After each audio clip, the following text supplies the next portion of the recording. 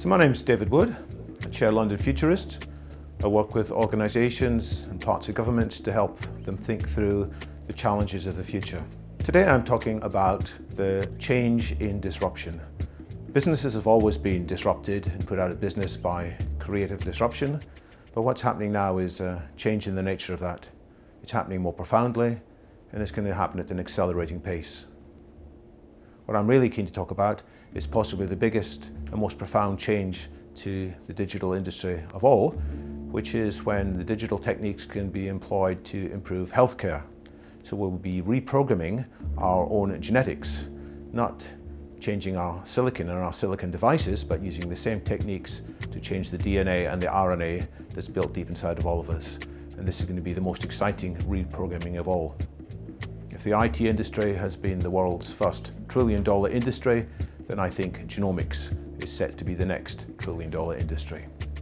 My name's Calum Chace, and I write books about artificial intelligence. This evening I'm talking about the two singularities that I think are going to happen this century. The first one is the economic singularity, when a large minority, perhaps a majority of people, can no longer get paid for working again. And we probably need to invent a new economy to handle that. And the second singularity is the technological singularity, when we create artificial general intelligence, which becomes a superintelligence. And then we either have the best friend that humanity could ever want, or our future is probably short and probably not very nice. The outcomes we get in both the economic and the technological singularities are in part down to us. The choices we make over the next few decades will determine what happens.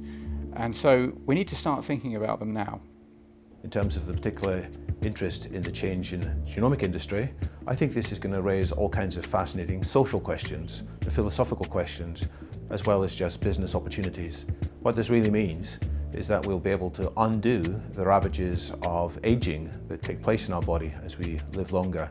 And instead of it being natural and accepted that in due course we'll all grow old and die, we'll be able, if we wish, to stay youthful for as long as we wish. And that poses some very large social and philosophical questions, as you can see. It's better that we think about it now before we get too deeply into it, so we can anticipate the best way to steer this technology so that it really does mean better society and better humanity in the future. The pace of disruption is accelerating. The things people really need to understand is the power of exponential improvement, because artificial intelligence, like computing in general, is improving at an exponential rate. So the changes that are coming are going to surprise most people. And then people need to understand the potential impact in terms of widespread unemployment, and then the potential impact of superintelligence. These ideas are all captured in my book, Surviving AI. It's been my pleasure speaking here at Creative Capital at the Hospital Club. Thank you. Thanks for watching, and thanks to Creative Capital for putting on this event.